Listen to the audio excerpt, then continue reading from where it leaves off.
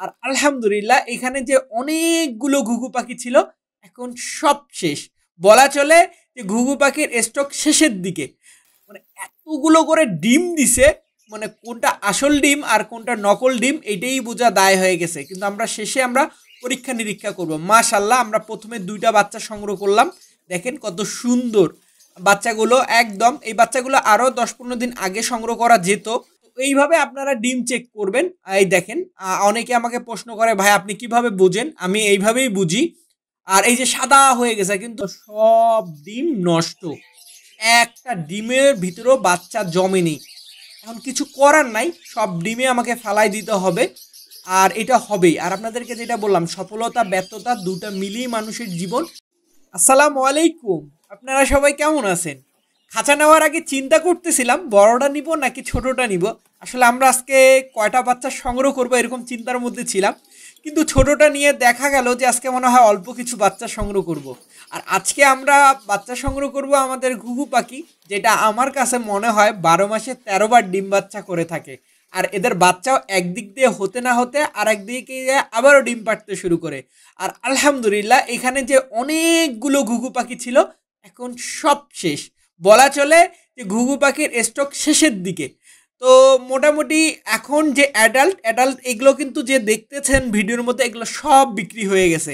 এখন যা পাবেন শুধুমাত্র বাচ্চা পাবেন। মাশাল্লাহ দেখেন কত সুন্দর করে বাঁকতেছে, কারণ ঘুঘু পাখির যা অ্যাডাল্ট আছে সেগুলো সব বুকিং হয়ে গেছে আলহামদুলিল্লাহ আপনাদের দোয়ায়। তো চলেন আমরা এখন কিছু বাচ্চা সংগ্রহ করি, দেখি কয়টা বাচ্চা সংগ্রহ করতে পারি। তো উপরের খাঁচাগুলোতে বাচ্চা দেখতে পাচ্ছি না, কিন্তু উপরের খাঁচার মধ্যে যে জিনিসটা দেখতে পাচ্ছি পরের অংশে দেখতে পারবেন।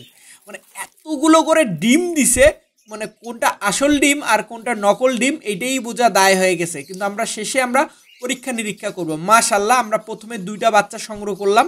দেখেন কত সুন্দর বাচ্চাগুলো, একদম এই বাচ্চাগুলো আরও 10-15 দিন আগে সংগ্রহ করা যেত, কিন্তু ব্যস্ততার কারণে বা জায়গার অভাবের কারণে আমরা লেটে একটু সংগ্রহ করলাম। কিন্তু এখন দেখতেছি ওদের বাবা মা একেবারেই রাখতে দিচ্ছে না। মাশাল্লাহ এখান থেকে আরও একটা বাচ্চা সংগ্রহ করলাম, এই জন্য বাচ্চাগুলো আমরা সংগ্রহ করে নিচ্ছি। আর আপনাদেরকে যেটা আমি বলি সব সময়ের জন্য, ঘুঘু পাখি এমন একটা পাখি, আপনারা যদি কখনো সাপোজ 4 জোড়া 5 জোড়া 2 জোড়া 3 জোড়া যাই নেন না কেন, একবার যদি কেনেন আর কখনোই আপনাদেরকে ঘুঘু পাখি কিনতে হবে না। এগুলো দিয়ে আপনাদের ঘর ভরে যাবে যদি ইনশাল্লাহ আপনাদের ওখানে মান করে বা অ্যাডজাস্ট হয়। মান করে বলতে বুঝছেন, আপনি অনেকগুলো পারলেন কিন্তু ওখান থেকে আপনি রেজাল্ট পাচ্ছেন না বা আপনার সাথে ওদের অ্যাডজাস্টমেন্ট হচ্ছে না, তখন কিন্তু কোনো লাভ নাই। আপনি 100 জোড়া পারলেও বা 100 জোড়া কিনলেও কিছু হবে না। কিন্তু যদি আলহামদুলিল্লাহ আপনি 2 জোড়া কিনছেন, যেমন আমি আমার লাইফে প্রথম 2 জোড়া কিনছি, আর কখনো ঘুঘু পাখি কেনা হয় নাই। বরাবর 100 পিস বিক্রি করতেছি, আপনারা তো দেখতেছেন মাশাল্লাহ। আর ঘুঘু পাখির পাখা কিন্তু অনেক নরম, দেখেন অনেক নরম। জাস্ট খালি দেখেন একটু কম বেশি হয়েছে ওগুলো হয়ে গেছে। আর বাচ্চাগুলো দেখেন কোনোভাবে বাচ্চা মনে হচ্ছে না, কারণ এগুলো আরও আগে বের করা উচিত ছিল আমার। আমি বললামই তো আমার ব্যস্ততার জন্য হয়নি। তো এই বাচ্চাগুলো কিন্তু আপনারা চাইলেই কিনতে পারবেন এবং আলহামদুলিল্লাহ অনেকেই কিনতেছে, অনেকে বুকিং করে রাখছে। আবারও অনেকে এইগুলো যদি নেওয়ার ইচ্ছা থাকে একান্ত, তাহলে যোগাযোগ করলেও দিতে পারবো। বেশি না, এই মাত্র এই কয়টা বাচ্চাই আছে আমার কাছে, যে কয়টা বাচ্চা আমরা সংগ্রহ করতেছি। আগের যে বাচ্চাগুলো ছিল কয়েক পিস হয়তো বা আছে, বাকি সব আলহামদুলিল্লাহ বিক্রি হয়ে গেছে। তো মোটামুটি আমরা নিচে উপরে এই কয়টাই বাচ্চা পাইলাম। এখানে মেবি মনে হয় 4-5 জোড়া হবে, এই 4-5 জোড়াই আছে। এখন আমরা যেটা করব সেটা ঘুঘু পাখিগুলো অনেক ডিম পারছে, আর এটা সিজনে একবার না একবার হয়। এদের মধ্যে বন্ডিং নষ্ট হয়ে গেলে বা মিটিং ছাড়া ডিম পারলে সাধারণত এরকম হয়। সাধারণত ফিমেলটা যখন হিটে থাকে তখন কিন্তু অটো ডিম পারে। তো আমরা ওই ডিমগুলো চেক করব আসলে কোনটা ওদের ফার্টিলিটি ডিম মানে জমছে আর কোনটা জমেনি। এবং আমি এটা দেখলাম প্রায় প্রতিটা খাঁচার মধ্যে এই জিনিসটা হয়েছে। যেমন এখানে 3টা, প্রথম এই খাঁচাটা থেকে আমরা 3টা ডিম পাইলাম। ওরা ডিমই পারছিল ওখানে মেবি 5টার মতন, যে 2টা রেখে দিলাম আর বাকি 3টা বের করলাম। তারপরে এই খাঁচাটাতেও সেম, প্রায় অনেকগুলো খাঁচার মধ্যে এই ডিমগুলো দেখতেছি। চলেন শেষ পর্যন্ত দেখি কটা ডিম পাই আমরা। এই যে এই ডিমটাও নষ্ট বলতে ভিতরে বাচ্চা আসছে কিন্তু ফুটে বের হইতে পারেনি। তারপর এটা তো দেখলাম নাই। আমরা কিন্তু এই যে আমাদের এই লাইটটা অনেক কাজে দিছে এবং আমাকে অনেকেই বলে যে ভাইয়া কোন ডিমগুলো নাড়া যাবে। সাধারণত 7 দিন থেকে 10 দিন বয়স হয় যে ডিমগুলো, ওই ডিমগুলো আপনারা হাত দিয়ে নাড়লে চেক করলে কোনো সমস্যাও নাই। আর আপনি ওই সময় আপনার ডিমের ভিতরের মধ্যে ফার্টিলিটি হয়েছে কিনা এগুলো কিন্তু আরামসে দেখা যায়। তো মোটামুটি আমরা এই যে এখান থেকেও দেখেন আমরা এই ডিমগুলোও দেখতেছি, প্রতিটা ডিম দেখতেছি। এই যে দেখেন ডিমটা যদি জমতো তাহলে এই সাদা অংশ থাকতো না, এটা গোটালটাই কালো হয়ে যেত। তো এইভাবে আপনারা ডিম চেক করবেন। এই দেখেন অনেকে আমাকে প্রশ্ন করে ভাই আপনি কিভাবে বুঝেন, আমি এইভাবেই বুঝি। আর এই যে সাদা হয়ে গেছে, কিন্তু যদি এখানে কালো হইতো বা বাচ্চা থাকতো বা লাল কণিকা জমতো ভিতরে, তাহলে লাইটের আলোটা কিন্তু সাদা থাকতো না, হ্যাঁ কালো হয়ে যেত বা ইয়া হয়ে যেত, ওখানে লাল রক্তকণিকার মতন দেখা যেত। এটা আপনারা কখনো চেক করলে দেখতে পারবেন। আর আলহামদুলিল্লাহ আমার চোখ তো অলরেডি মনে করেন দেখলেই বুঝি কোনটা জমবে কোনটা জমবে না। তারপরেও আমি চেক করি যদি একটার ভিতরে প্রাণী মানে প্রাণ থাকে, অর্থাৎ যে ভিতরে বাচ্চা আছে কিন্তু আমি ফেলাই দিলাম, এর মতন পাপ আর কোনো কিছু হতে পারে না। আবার ডিম জমে নাই, তারপরেও ওদের বাবা মাকে যদি ওখান থেকে রিলিজ করে না দিই তাহলে ওদের বাবা মার কষ্ট হচ্ছে, এটাও কিন্তু আমাকে দেখতে হবে। এই জন্য আপনারা ডিম চেক করলে এরকম ছোট একটা লাইট রাখবেন এবং খুব সাবধানে ধরবেন। অনেক ছোট ডিম, আর এদের ডিমের খোলসাও অনেক পাতলা হয়ে থাকে। সো খুব হিসাব নিকাশ করে এই কাজটা করবেন। আমি যেমন এই যে ইজিলি করছি, এরকম আপনারা আবার এই যে আমার মতন সার্কাস খেলা দেখাতে আসেন না। দেখা গেল ডিম জমছে কিন্তু ওই ডিমটা এরকম সার্কাস খেলা দেখাইতে যেয়ে পড়ে ভেঙে গেল। সো বি কেয়ারফুল, এই দিকে মাথায় রাখতে হবে। মোটামুটি আমরা বললাম তো অনেকগুলো খাঁচার মধ্যে আমরা হচ্ছে এরকম দেখলাম, কিন্তু বাকি যে দুইটা একটা করে ডিম পাচ্ছি ওগুলো আবার জমছে মাশাআল্লাহ। এই যে দেখেন 1 2 3 4, এই 4টা ডিমেই নষ্ট। দেখেন এই 4টা ডিমেই নষ্ট। সো এই ডিমগুলো আমরা বের করতেছি।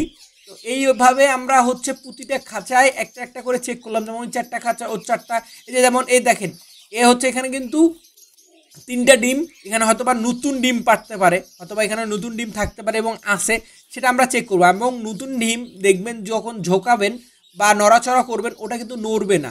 আর যেগুলো নষ্ট ডিম সেগুলো কিন্তু আপনি যখন হাত দিয়ে নাড়তে যাবেন বা ইয়া করবেন, ঝোঁকাইলে দেখবেন ভিতরে এক ধরনের তরল ঝোঁকতেছে, মানে রোটেশন করতেছে ভিতরের মধ্যে।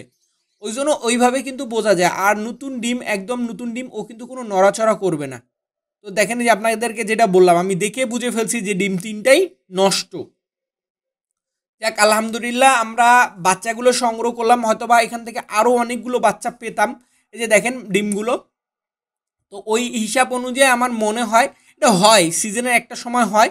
এবং আমি আরও একবার এদেরকে সুযোগ দিব, যদি আবারও দেখি এরা অটো ডিম দিতেছে, মানে ফার্টিলিটি আসতেছে না বা এরকম ডিম পাততেছে, তাহলে আমি হয়তোবা আবার জোড়াগুলো অল্টারনেট করে দিব। আর যদি অল্টারনেট করে আমি আপনাদেরকে জানাবো।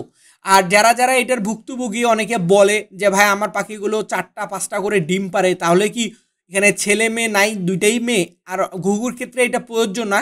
ঘুঘুর ক্ষেত্রে হয় কি ছেলে মেয়ে থাকলেও কিন্তু মিটিং হয়নি, বা ছেলেটা হিটে আসে না কিন্তু মেয়েটা হিটে আসে, তখন কিন্তু অটোমেটিকলি যেটা হবে যে এই যে দেখেন আমরা হচ্ছে সার্কাস খেলা দেখাইতে যে পরে ভেঙে গেল, কিন্তু এটার ভিতরে এই যে বাচ্চা, হ্যাঁ এই যে দেখেন বাচ্চা দেখা যাচ্ছে, এই যে আমরা ভাঙতেছি বাচ্চাটা ভিতরে কিন্তু বাচ্চা।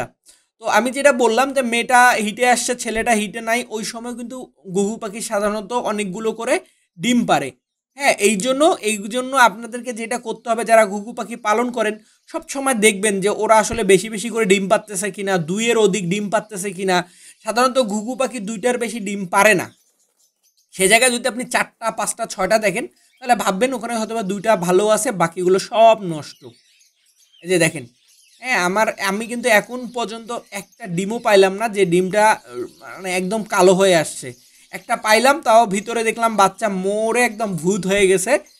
আমরা ওইটা ভেঙে বের করলাম। তো মোটামুটি আমাদের এই দিক ওই দিক সব মিলিয়ে খুঁজে দেখেন কতগুলো ডিম বের হইলো। আর এতগুলো যদি বাচ্চা হইতো তাহলে কেমন হইতো। যাক আলহামদুলিল্লাহ যে কয়টাই বাচ্চা পাইছি আল্লাহর কাছে শুকরিয়া আদায় করতেছি। কিন্তু আমরা যদি এই এখন এদেরকে না বের করে দিতাম, তাহলে দেখেন এদের কত কষ্ট হচ্ছিল। এদের 2টা ডিম তাপ দেওয়ার ক্ষমতা, সেই জায়গায় ওরা 5টা 6টা করে ডিম তাপ দিচ্ছিল। তো ওর শরীর থেকে একটা ঘাটতি হচ্ছিল না? ডিম পারলে যতটা না ঘাটতি হয়, ডিম তাপ দিলে তার চেয়ে 4 গুণ বেশি ঘাটতি হয়ে থাকে যে কোনো পাখির ক্ষেত্রে। তো মোটামুটি আমরা বের করতেছি। আর নিচের মধ্যে অনেক নিচের মধ্যে হেলে হেলে করতে হচ্ছে। আর আপনাদেরকে একটা কথা তো বলি ভাইয়া, সফলতা ব্যর্থতা সবই থাকবে। এই যে দেখেন এইগুলো সব ডিম নষ্ট, একটা ডিমের ভিতরেও বাচ্চা জমেনি। এখন কিছু করার নাই, সব ডিমে আমাকে ফালাই দিতে হবে, আর এটা হবেই। আর আপনাদেরকে যেটা বললাম, সফলতা ব্যর্থতা দুটা মিলিয়ে মানুষের জীবন, আর পাখি পালনের ক্ষেত্রেও এইটাই প্রযোজ্য। সবাই ভালো থাকবেন, সবার ভালোবাসার পাখিগুলো ভালো থাক। আজকের মতন আল্লাহ হাফেজ, আসসালামু আলাইকুম।